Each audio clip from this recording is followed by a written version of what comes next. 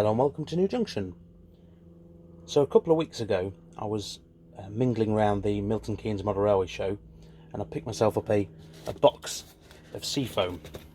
Now, as you can see and probably tell already, it does lend itself to becoming quite good bushes and hedgerow, etc., because it's well, quite realistic looking really. Now, I've followed a few people online who've used the same sort of method, and the results they get are quite spectacular really, with just the addition of a few extra products. So I thought I'd give it a go. In particular, I've been following Marcus at Gowerton Park Way and Mike Buick, because they both use Seafoam hedges to some really spectacular results. So here we go. And it's also a nice bit of messy modelling, so suits me down to the ground. What I'll do now is run you through the extra products I've got, and we'll see how much mess we actually make.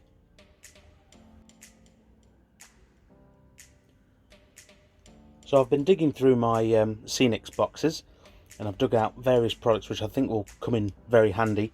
I've also added a few. What I'm going to be using for this, as you can see, it's predominantly a Woodland Scenics lineup. I've got two fine turfs. I've got the earth coloured fine turf and the green grass fine turf. These literally are used to add a bit of texture and dull down the colours, as you'll see later on. I've also got a touch of coarse turf. I've got the medium green and light green.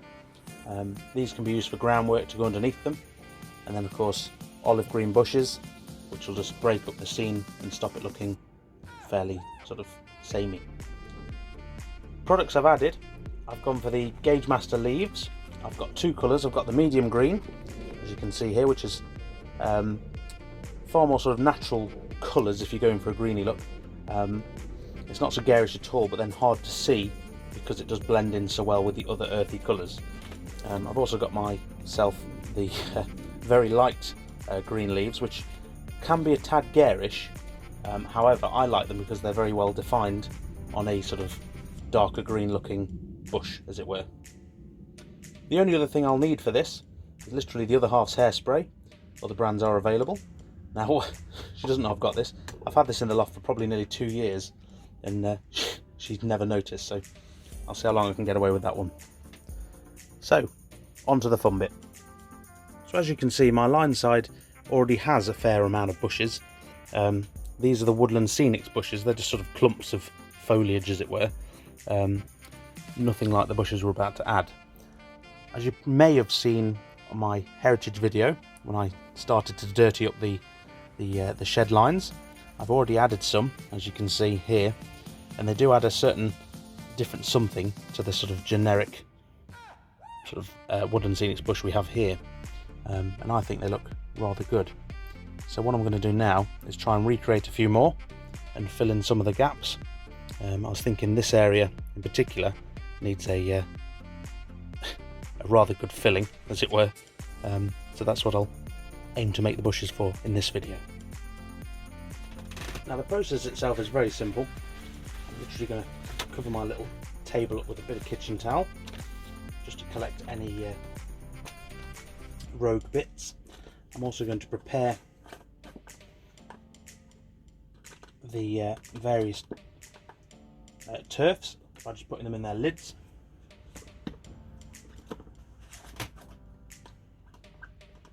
All come clear when we start the process, which is an extremely quick process, so I quite like that. Just easy to have them to hand.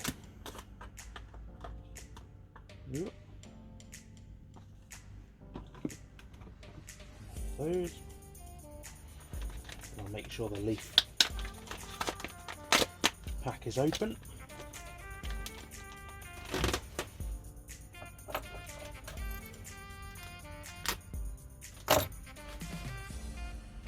Top off. There we go. So the first stage is you want to take out the various bits of Seafoam, because you want to try and find a nice bit which fits. So if I go for these couple, you'll always find that it comes in a really random shape, and it won't naturally fit, so some bits will need a trim. So for example, these extra stalks, they need to come straight off. otherwise you'll never be able to rest it down on the scene. Don't be scared to trim these right up. Of course, you can always, even if you pull them apart, you can always cover them in the various stuff and then put them back together on the scene, no problem at all. Just trying to make them look as natural and fit into the scene as best as possible. Right, so once we've got rid of the obvious branches coming down, like this one, we'll now put them on the scene before we go any further, just to make sure they fit. So now we're zoomed in. So this larger piece probably going to be best situated around here. Now that does fit quite well. There's a few bits I would immediately change. So the stalk at the bottom of that, so there, that is getting in the way a bit. So that's going to have to come right off. We're going to have to trim that right down. Otherwise, that's quite a nice piece, really. That fits quite well, especially once it's covered up. It'll look really smart.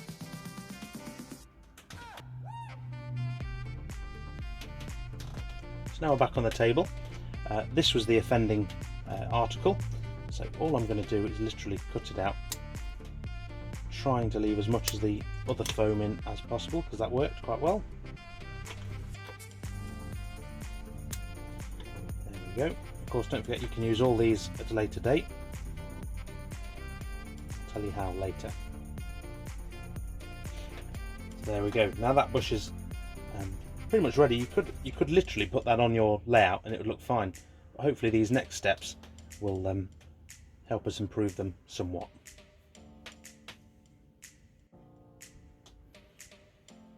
So this next phase, this is where it starts getting messy. This is my favourite part of modelling. Off camera, I'm going to pinch it at a point I would assume would be either to the side or the bottom. And I want to cover all the tops and the sides with some hairspray. And all I'm going to do off camera, against a bit of scrap newspaper, is just spray it down with some hairspray, and then the fun starts.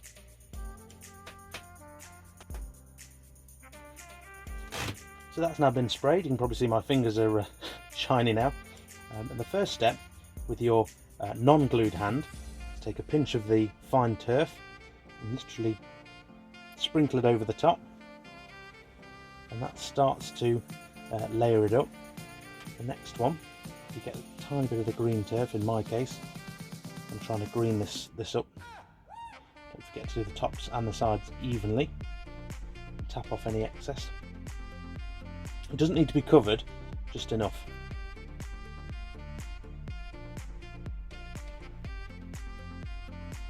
You see, I'm just starting to get a nice layer in the middle, but then the edges are starting to lack. So a bit more on the edges.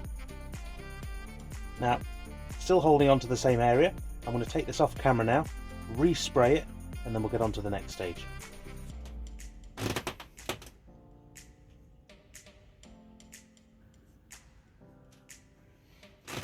Now this is the fun bit. It's been resprayed. I'm taking a small pinch of the light green leaves. Now this is literally just to add a bit of definition to them, so you can tell there's actually leaves among it. You don't want to go crazy with that colour because it isn't very realistic on mass. You really want to coat it in the darker green leaves if you can. Don't worry about all the excess, you can reuse it later, and I'll show you how. Just make sure it's nicely coated. Tapping off the excess. You can see that starts to look quite nice, really. I'm going to take a tiny bit of the olive green coarse turf and just add it in, just to add a touch of definition, just to break up the green mass. There we go. What I'm going to do now is one final spray of the hairspray, and I'll put this one in position. As you can see, put that in position. We'll use the darker colours so it blends in with the scenery already there. Just push that nicely in.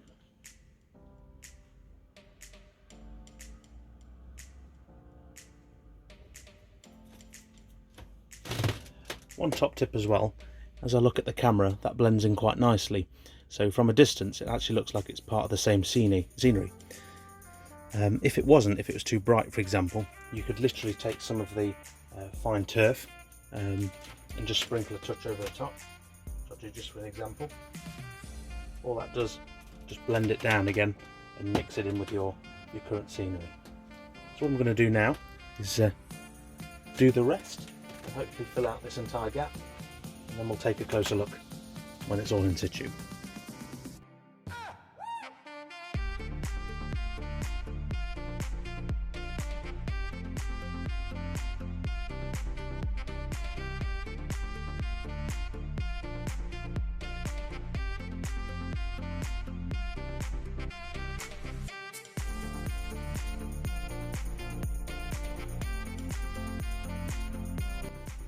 So there we are, from a distance you can see the hedgerow now seamlessly blends in to either side that was already there. From a distance I think it looks fine. So let's take a look close up and we'll see what we can do to improve it further. So you can see close up that actually blends in quite well. Using the same colours that you previously used everywhere else on the layout does really help. Now the joy of wood and scenic stuff is whether you use the coarser bush like these big bits or the actual fine turf that you saw me scatter on top. If you're using the same colours, that goes a million miles in the way of making it look like it's meant to be there. So as you can see, the bushes themselves I think look okay. There's a certain few areas like gaps in the bottom. It might not stand out so well on camera. They look a bit bare and they look a bit placed. So what we can do is those stalks that we cut earlier, that we've been cutting off the actual branches, we can actually lay these down, and that might be actually too big. I'll snip that in half. Actually lay those down just underneath, just to simulate sort of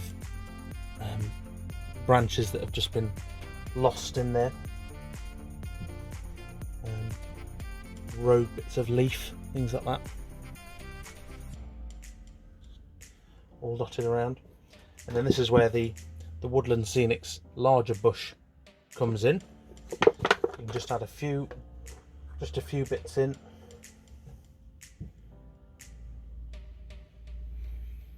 Just to prop out the middle. It's adding as much depth as possible to the scene, really, and every extra level you put in really just adds to it nicely, I think. Okay, what I'm going to do is just touch of the fine earth scatter on top of those, because they look a touch fresh, touch green. And there we go. When I take you down to a line side view, hopefully it'll look even better. For now, I'm going to let that dry. I'm also going to get some PVA glue, a watered down mix, and just PVA it around the back, and so it can seep underneath and things. I never like to blob these onto PVA glue, just in case I want to move them around. And also because they're quite spongy, they will push out. And of course, if I have to cut them away from my engines, you've sort of ruined it because you cut away all the scenery. So I like to do that later.